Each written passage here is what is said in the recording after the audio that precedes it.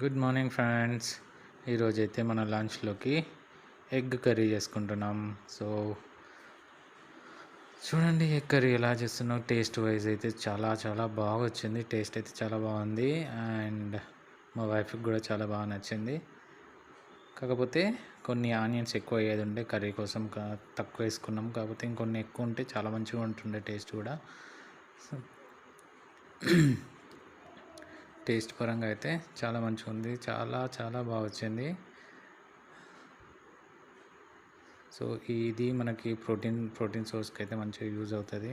So ఎక్కువ oil కూడా వేయకుండా చాలా తక్కువ ఆయిల్తోనైతే ఎగ్ కర్రీ అయితే కంప్లీట్ చేశాను. అండ్ సండే స్పెషల్ కాబట్టి కొంచెం మార్నింగ్ కూడా కొంచెం టైం లేకుండే, సో తొందర చేయాలని చెప్పేసి ఎగ్ కర్రీ చేసుకున్నాం. లేదు అంటే చికెన్ చేసుకునే వాళ్ళమే. సో వీడియో నచ్చితే వీడియోకి లైక్ చేయండి, షేర్ చేయండి అండ్ సబ్స్క్రైబ్ చేయడం మాత్రం మర్చిపోవద్దు. Thank you very much.